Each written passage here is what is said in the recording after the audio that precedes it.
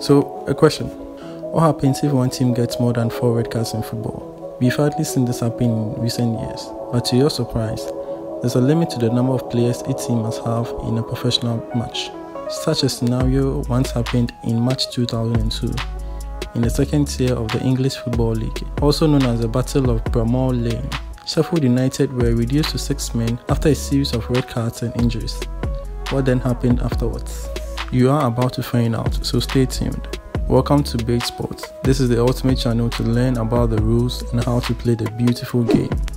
If that excites you, subscribe and hit the notification bell so you do not miss another upload. There is no limit to the number of red cards that can be shown to the substitutes on the bench, the manager, and the coaching staff. Also, red cards can be handed to the on-field players or substitutes or coaching staff after the game has ended based on the referee reports and video analysis, wherever applicable.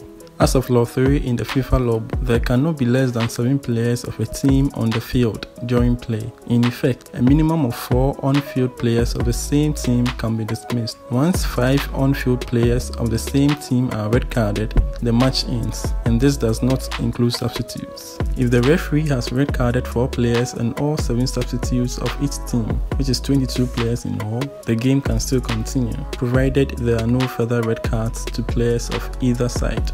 The record for the most red cards handed out in a single match is during a 5th tier Argentinian league game between Claypole and Arenas, where 36 red cards were shown. We've covered this story in a previous video and be sure to check it out in the cards above. This leads to another important question. How is a football result determined if 2 teams reach the red card limit? Let's consider a scenario. Assuming 2 teams playing with a score of 0-0 have already lost 4 players each and both had a player red carded simultaneously. This would result in abandonment of the match. Given that the match is now abandoned, what would the result of the match be recorded as? Or would a replay be required in order to decide the winner? To answer this question, let us look at what the rules of the game says.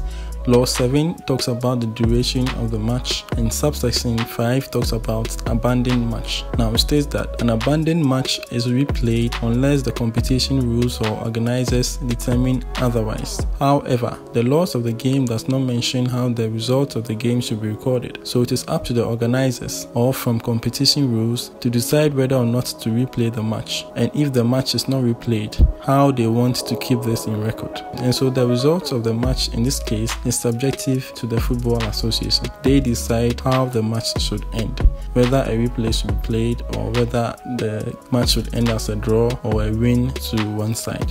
So to answer the question in the intro, the authorities confirmed the match result as a 3-0 win in favor of West Bromwich Albion. And so this is a typical scenario of how the match ended per the decision of the Football Association. In conclusion, what happens if one team gets more than 4 red cards in a football match? Simple answer, the match is postponed. What happens then is the organizers of the game decides how the match result will be recorded. So a replay can be made, or they can just write it off as a draw or a win towards a particular team. If you've made it this far, congratulations. Comments Beige in the comment box below so we confuse those who didn't get it this far. Also, be sure to hit the subscribe button and the notification bell as well if you haven't done that already, and be sure to like and share as well. Be sure to check out our other fun and exciting videos that are linked in the description box. Thank you so much for joining Beige Sports on today's episode. We'll see you in the next one.